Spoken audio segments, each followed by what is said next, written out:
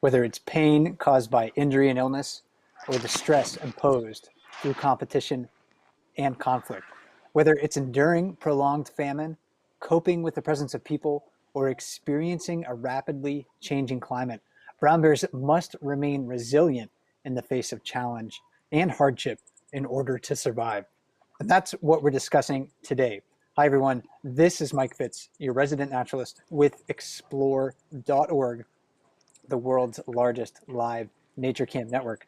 Joining me is my co-host, Ranger Naomi Voke from Katmai National Park. Naomi, always great to speak with you, and I'm glad that the weather broke a little bit for you so you can hang outside. Thank you. Yeah, I am here on the lower river platform along the Brooks River, and you guys see the river and Dumpling Mountain behind me. And Mike, I have to tell you, we're going to have to postpone this because Holly's cub is sitting under the north platform, and it's just too much cuteness. So I'm afraid we'll have to do this later. Well, maybe so. You might have to resist that urge to watch that bear. All right. We'll be talking about, I think, Okay. Holly's cub a little bit later too. So maybe there'll be an opportunity We will. to work her in. Okay. And I'm back at my home base in northern Maine, so that's why you see the green foliage behind me. But today we're here to talk about the myriad ways bears remain resilient and to meet the challenges that they face in their lives. So if you have questions about that topic, if they come up, you're watching at home, you want to ask us questions about it, drop those in the comments. You can find the comments below the live camera feed on explore.org, and a helpful moderator from Explore will be sending those in our direction, and we'll do our best to try to answer a few of those during the broadcast and towards the end of the broadcast. Naomi, though, this is, I think for me at least, one of the more enjoyable and easier chats to develop because each bear on the river really has a unique story to tell about how it experiences and overcomes hardship. Maybe the most difficult thing about developing the outline for this is just kind of selecting the bears that we want to talk about. But I think to begin, let's start with the thing that all of Katmai bears must endure to survive from year to year, and that's the extreme famine experienced by hibernation. How are bears preparing for that challenge? Well, it is the challenge that they face every year, and some years are easier than others. And this year is not a bad year, but it's not the easiest year. The salmon were late, and we don't have quite as many salmon as we did in the last few years. But in order to face hibernation and famine, the bears have job one, which is getting fat. And they have different strategies to do that. And it's the primary example of how bears are so adaptable to a difficult life, really. And so Bear 151 Walker is one that I'd like to talk about because Walker was kind of a small bear as a young bear. He's now 14 years old. And Walker has adapted and changed his strategy to get fat over the years. Here you see him in the riffles, which is the area 100 yards downriver from the falls. And this is where Walker tended to fish for the last few years. He doesn't have to tangle with the big boars. He doesn't have to compete for favorite fishing spots there. And he has a good place to grow and get fat. And Walker is now 14 years old. He, in the last couple of years, has gotten ginormous. He is really fat, very successful bear in preparing for the challenge of famine and hibernation. And now he can morph his strategy and take advantage of some of the more primo fishing spots along the river, like at the falls, like you see here. He's on the lip of the falls, and look how successful that bear is. So he is fat enough to face several months of famine. I mean, not just in the den, but when he comes out, there won't be any food or much of any food. So this is a way that bears are both resilient and adaptable as they change and as circumstances change. And Mike, you wanted to talk about actually the challenge of being in hibernation, and bears in hibernation do things and survive things that we could never do. Do you have an example you want to talk about?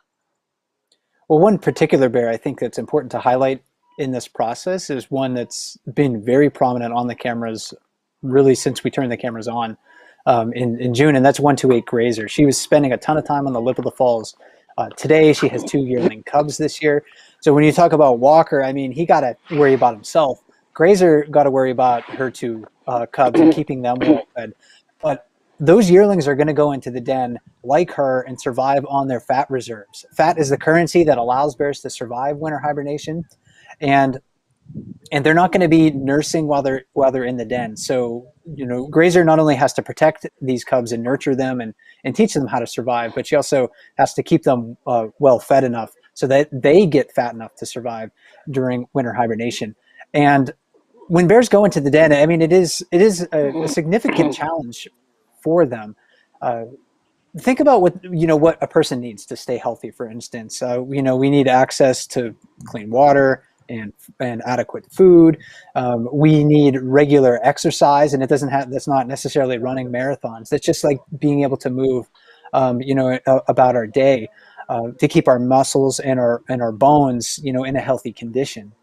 But in a den, bears aren't eating, they're not drinking, they're not urinating, they're not defecating, they aren't, they're not exercising either. They're basically laying down most of that time. So it's a significant challenge that they need to overcome to keep themselves healthy. But over time, they've evolved really some remarkable strategies.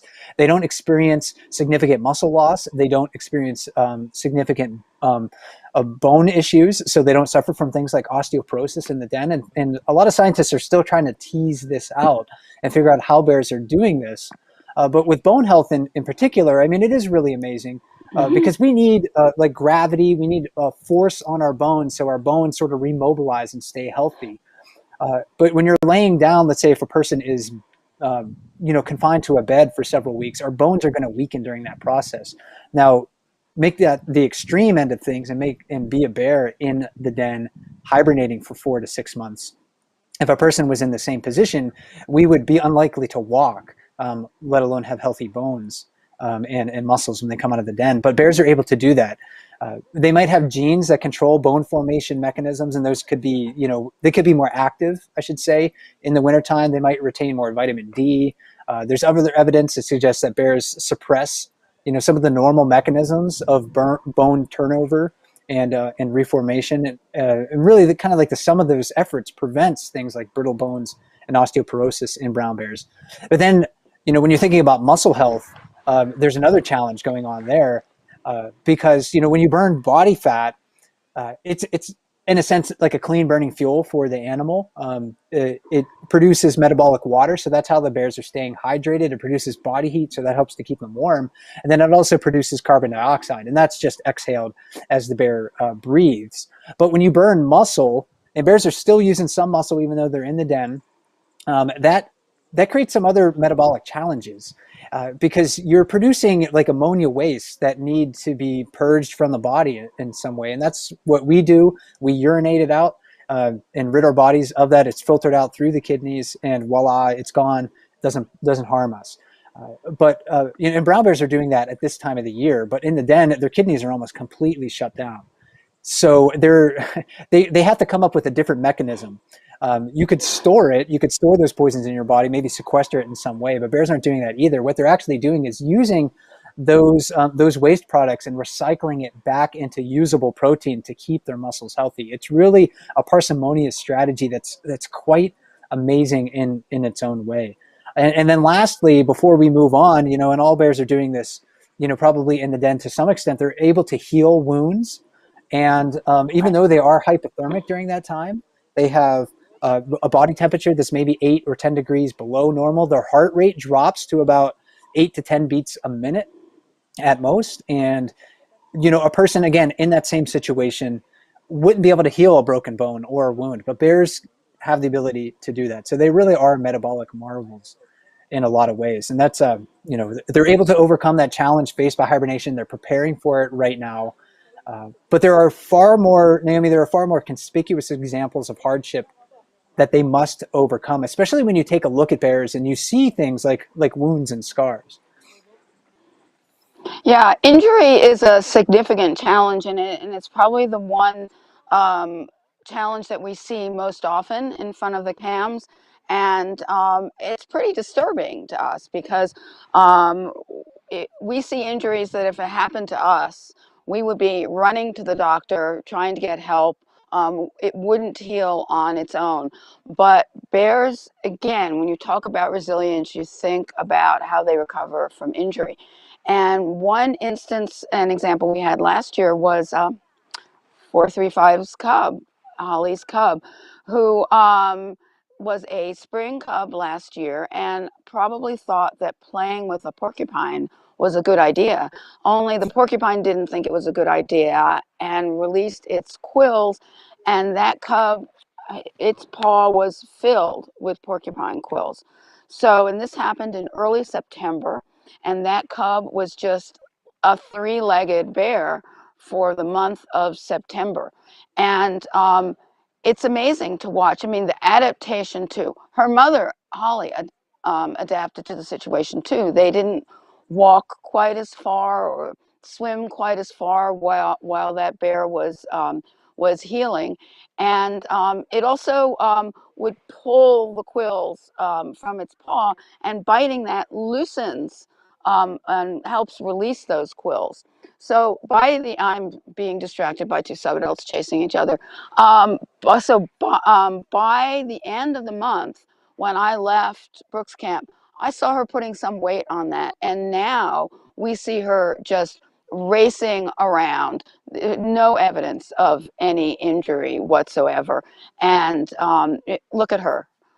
I mean, well, that shows a couple things: fearless, and her injury has healed. Mike, you have a couple of other examples about injury that we've seen, one of which is another of Holly's cubs. Right. Holly has experienced a limping cub before, a hobbled cub. And I want to highlight number 89 Backpack, who I got to know actually as a fairly young bear in 2007. This is him as a yearling. During that summer, especially early in the summer, really he hobbled on three legs as a yearling. He was a fairly small yearling at the time. We don't know if he had a severe sprain or a broken limb, but obviously he wasn't, when he moved around, he wasn't placing weight on that front right leg. And I was working at Katmai as a ranger at the time, and I remember people, they were concerned about him, but also there was a couple of different takes that we heard most often. Some people said, well, you got to capture that bear, you got to put it in a zoo, you got to give it some treatment, it's not going to be able to survive in the wild. Other people thought, well, it's cruel to let that bear limp and experience pain, so you should euthanize it. And while, I kind of understand where people are coming from when they voiced those opinions, at the same time, it's important to consider that national parks not only preserve like the spectacles of nature, but also its harsh realities. And brown bears and Katmai experience those on a daily and yearly basis. But they also, I think, really deserve the chance to be wild bears. And, 89 being in Katmai National Park, a very large national park where, conflicts with people, for instance, are few, thankfully. But he was able to pull through that, with the help of his mom. He was well fed. And now he is a successful adult bear. We see him fishing at the falls and doing great. So he's recognizable. There's absolutely no evidence that he had a significant leg injury when he was just a yearling. And there's one other bear that I want to highlight, when we're talking about injuries, because it's just like such a prominent injury right now. You can see it very clearly on the webcams, and that happens to be the muzzle wound on number 32, Chunk. He is a really big adult male and comes back to Brooks River every year looking pretty pudgy, and he did so this year. He has a lot of body fat on him, but he also has a really significant wound across his muzzle, and it's deep too. Naomi, when you and I were looking at it, it did look like, it's I don't know if it hits the bone, but it's pretty darn deep.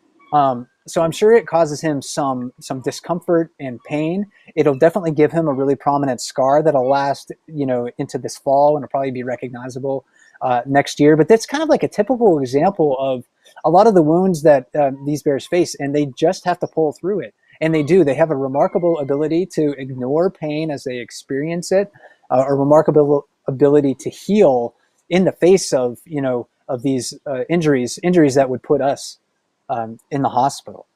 And, given time, given their overall toughness, they recover from these injuries, they overcome it. And we've seen also examples, Naomi, that they can do the same with illness and even separation from mother. Yeah. All of these instances that Michael is talking about are, tough for us to watch on the cams because we as humans, if we had the same experience, feel like we couldn't survive that. So we have to look at those bears as not humans.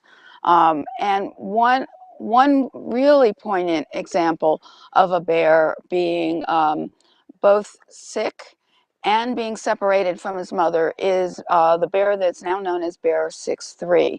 And in 2019, this bear got very sick. And here you see it actually almost recovering, barely able to walk, she knew where she wanted to go.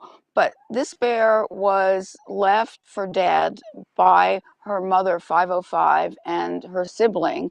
And we actually thought the bear was dead too and went to retrieve it and found out, no, she was still alive. She was starting to recover. And part of resilience for bears is tenacity. And this is a great example of tenacity. Later in the season, this bear was scavenging scraps on the lower river with subadults. And here you see her in 2020, a fine, healthy bear. And not only is she healthy and fully recovered, but she reunited with her mother, 505, and her sibling. So we worry when we see things like this, but sometimes bears will really surprise us, and separation seems to us very, very difficult when we see a young bear, because normally they are with their mom for a whole other year. And Mike, you have another really good example of separation and survival. Most mother bears in Katmai keep their cubs for 2 or 3 summers, and then they'll go into the den with their cubs for one more winter. And then the families typically separate in the springtime, right around May, early June sometimes, right when the mating season ramps up. But in 2015, there was a young bear that we saw, especially around the mouth of Brooks River. And this was like September, October 2015. And it was a very small bear. It really did look like it was a separated yearling. And now we know that this is the bear we call number 610. So this is a video that I apologize for the shaking because I'm in a kayak. It's a windy day, and I'm trying to video this young bear on the beach that looked to be like a yearling cub, a cub in its second year, but it's on its own. No mother's not around. We didn't see mother around it for weeks. So we don't know the circumstances that caused this bear to be separated from its mother, but it seemed pretty clear that it was a pretty small yearling. And because it was separated from its mother at an early age and at a time of the year where really they should still be hanging out with mom, again, it faced some difficult challenges in its life about finding a denning site, for instance, finding enough food. But it had those lessons that mother taught it previously, so it was able to perhaps remember some of those instances that instance where it went to the den the previous year with mom, or those lessons about scavenging for salmon, and it was also relying on its instincts to survive too. And at that time, it also had there's pictures from that year of 610 with kind of a significant wound and scar on her rump, and that is still fairly prominent today. So if we can bring that back, that first photo of her from this year, you can actually see a little bit of that. This isn't like the best photograph of her to show that rump scar, but it's there. So not only was she separated from her mother, but she also experienced probably a big wound early on in her life that she persevered through. So I think 610 is one of the stories that we probably don't talk enough about. You're going to see her visiting the falls and fishing downstream of there. She's not going to be right up at the falls. She's mostly just kind of looking for scavenging opportunities downstream. At least that's where I've seen her most often. But yeah, she's definitely one of those bears that was just kind of on her own at an early age. And you think, hey, is this bear going to make it? And she certainly did. In the wild, it throws so many things at bears, Naomi. But Brooks River, is also the most visited place by humans in Katmai National Park. So, how are bears like adapting and adjusting to the challenges that humanity may impose on the landscape? Well, we throw a lot of challenges at them, and while you were talking, we were being rangers here. Ranger Cheryl was here helping me, and there were a couple people who got a little close to watching a bear, so we were dealing with that. But it's an extremely popular place to visit, and no wonder. But bears have made made this place a great place for them to fish, get fat, and survive the winter. And they're willing to make what I might call sacrifices to do that. So they adapt again, adapting to changing circumstances or circumstances that they might not really prefer as part of that. The dominance in a hierarchy, so they don't fight throughout the season. The other one is a lot of people around, and you may have seen Bear 482 this year with her adorable spring cubs, and as you can imagine, she attracts quite a crowd. And I think we have a picture of her on the lower river with a lot of people watching her. Now, this is an adaptation, again, bears resilience, where they're saying, okay, I've got a job to do. I've got to take care of these cubs. I've got to feed myself, feed these cubs. And I'm going to do my best to ignore all those two-legged animals that are up there clicking things around me. But it does have an effect on them. I mean, she's very much aware of all those people here. I saw her on the bank of the river approaching the bridge, and she decided to change direction at that point. So bears are not only adaptive in the long term, but in the short term. They're constantly making decisions in the moment. Am I willing to take that risk? Am I going to do that? And that's a way they survive. And Mike, you had another example here of another bear that faces some of the same challenges. We've been, looking for Bear 132 this year quite a bit because she has some spring cubs earlier this year. And Naomi, correct me if I'm wrong, but I'm not sure if she still has all three. She arrived with three. She may have, separated from one. We don't know the circumstances behind that. But 132 is She one of only those has bears two. that She owns two. Okay. Thank you for confirming that. She's one of those bears that sometimes seems to show a tolerance for people. She seems to be habituated to people, but sometimes when she has young cubs, we don't see her showing a lot of tolerance for the close proximity of people. So I've seen her most often not at the waterfall where you have a lot of people standing on the wildlife viewing platform, or not near the bridge where a lot of people walk back and forth and there's plane noise, vehicle noise, and things like that, but kind of in the middle. That last picture I took from the falls platform, looking way downstream, a few hundred yards downstream in an area called the Cut Bank. So she's maybe just kind of looking for space in that area. Because when you're a mom with young cubs, it's tough because, if you go to Brooks Falls, you may be increasing the risk to your cubs. But if you're down at the mouth of the river, maybe you're not as tolerant of the presence of people there. So there's very limited space for you. But mother bears are able to adapt to changing fishing conditions, competition with other bears, the vulnerability of their cubs, and they got to adapt at Brooks River to the presence of people. And if you're a mother who doesn't have that ability, you can imagine that, or that tolerance for people, you can imagine that they're at quite a disadvantage compared to a bear who is habituated, like 482 or Holly or some of the others that we've mentioned.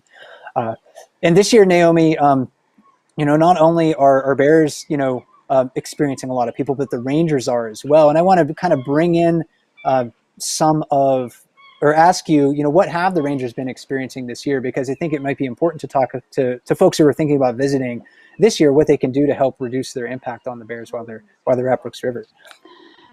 Yeah, I mean, we do want to think about safety when we're here, both for yourself and for the bears. It's this has been a different season for the bears because the salmon are 3 weeks late, and it's not a steady stream of sockeye like it has been in the last few years. There are pulses. So the bears are experiencing more competition they with each other, and they're hungry. So they're kind of running around a little bit more. Um, and we here this year, because of restrictions, COVID restrictions, we have fewer spaces to live and therefore fewer rangers here. So we're trying to manage this place in the safest way possible for our visitors and for the bears. And we're just asking that people recognize that and give bears space. I mean, I know you want to take pictures of bears when you come here. I want to take pictures of bears when you come here, when I'm here. But um, 50 yards or more is really a reasonable distance. And if a bear is approaching you, please get out of its way. Bears have the right of way. We're visiting their home. And if we remember that, then it's safer for both of us. And at this time of year, you can't see what's around me, but it's a bunch of subadults who have found each other, and they kind of run around in gangs. So this time of year, you're absolutely going to run into bears along the road or the trail, and sometimes it's running subadults, and they don't care about you. They're just running and chasing after each other. So we have to be very alert and look around. And if we do that, it's an incredible experience every day. And I think for me, it's also a lot about being proactive, not reactive to maybe what the bears are doing, thinking about how I can reduce my impact on the bears when I'm there. And in particular, I think one of the most important things that people can do, even though you might be crowded on the platforms, is just to stay on the platforms when you're watching bears, because bears can learn that that's a predictable place where people gather, and the bears can learn to kind of work around that. We see that working really well at Brooks Falls, because where the falls camera is located, there's usually 40 people standing behind there, all shoulder to shoulder. But there's a lot of bears at the waterfall, because that's like a predictable spot where bears have learned, hey, people are going to go there, but they're not going to be on the ground, competing with me for space. So when you're at the mouth of the river too, if you're visiting Brooks River, it's just really important to consider remaining on those wildlife viewing platforms as well, to help reduce your potential impact on the animals. Of course, Naomi, there's one more thing that bears and salmon in particular are going to deal with in now and in the future, and that's also something that's imposed upon them by humanity, and that's climate change. I think we can maybe look at some of our successful bears, or really successful bears that a lot of the webcam audience will identify as being successful, and maybe speculate about how climate change may impact bears like this in the future. Let's start with maybe our largest bear on the river, number 747. Yeah, 747 is the prime example of a successful bear. He is our largest bear, was rewarded for that by your votes to make him the Fat Bear Week champion in 2020. And so he is very successful, and he came back fat this year.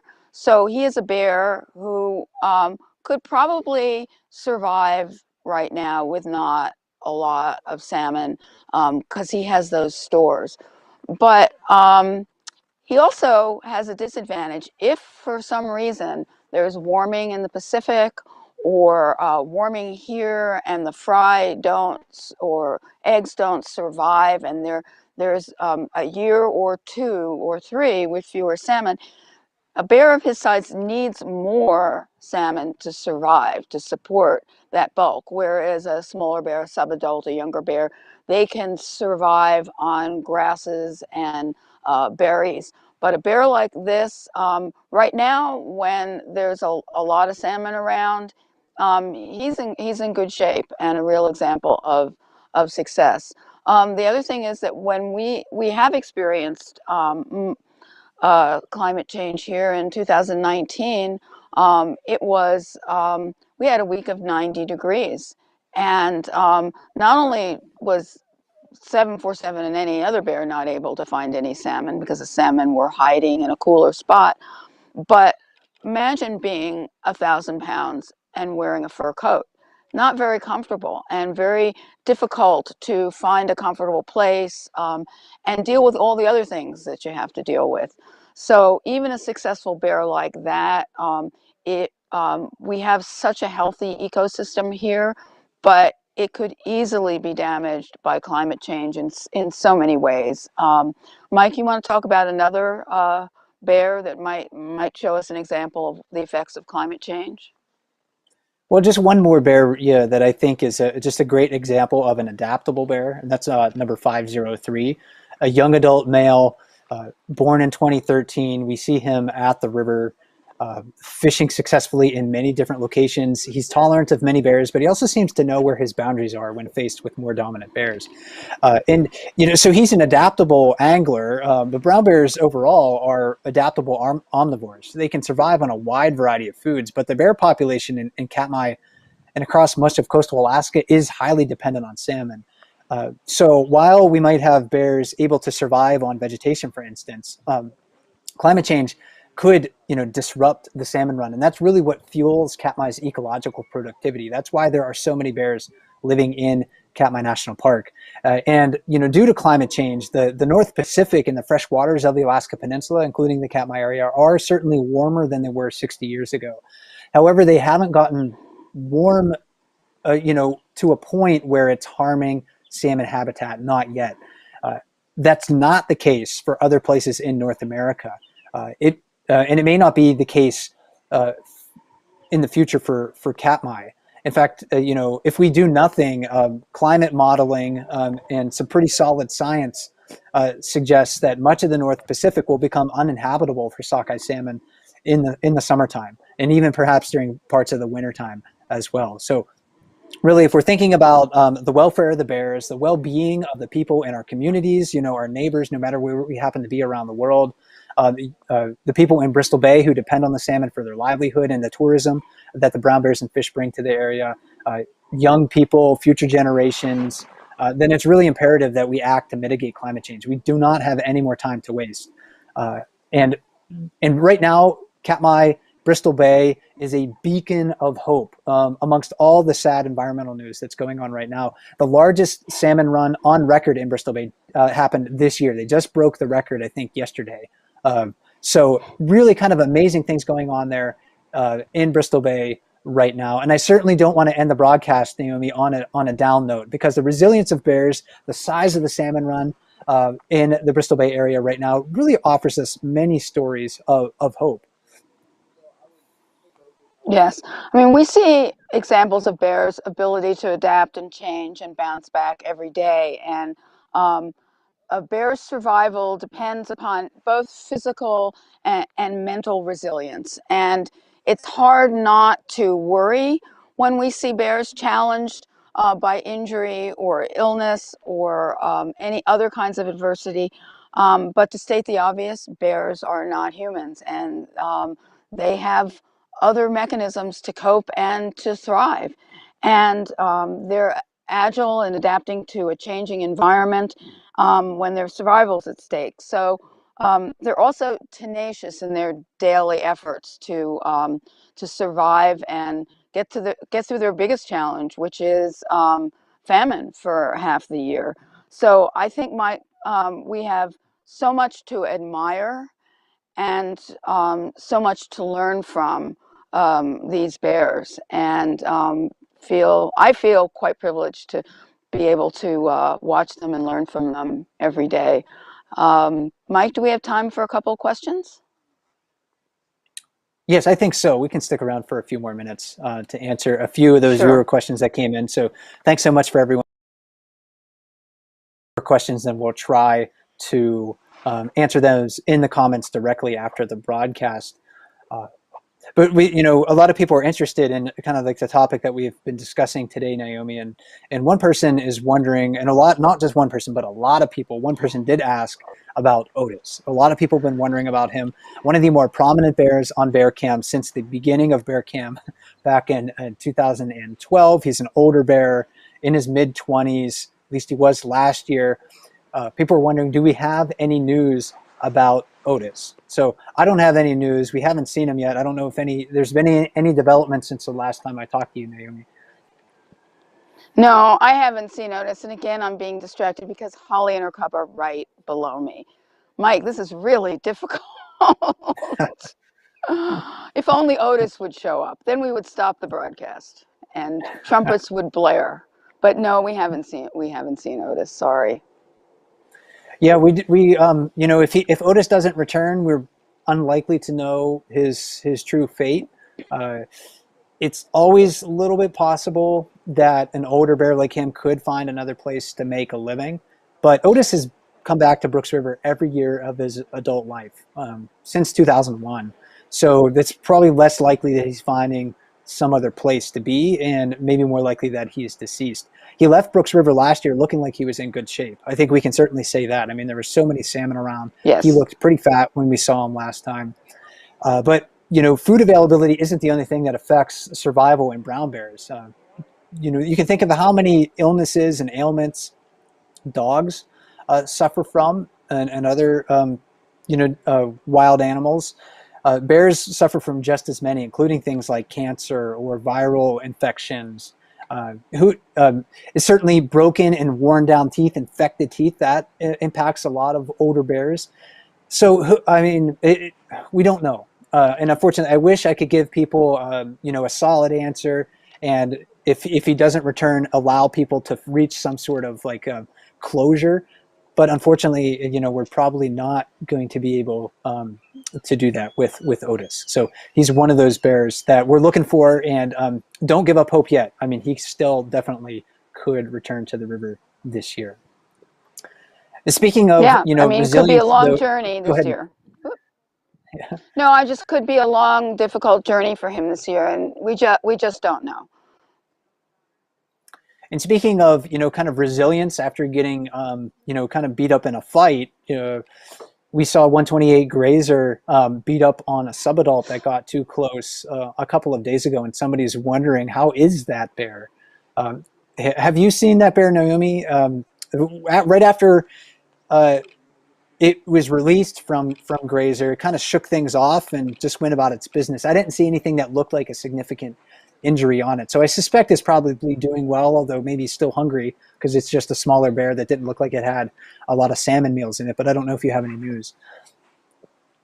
I don't have any news. I think I might have spotted it, but I can't be sure. I'm so bad at identifying subadults for sure. But I think you're right. I think that, again, we're talking about resilient bears. I think that bear is okay. Probably suffered trauma in a number of ways, also learned a big lesson.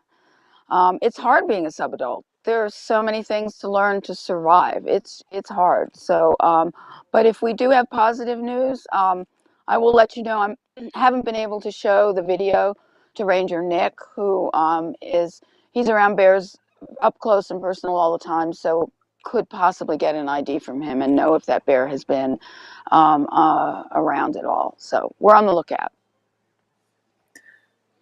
And going back to bear families, how have our, mothers with spring cubs this year? I think there's at least 4 of them, adapted to meeting particular challenges this year.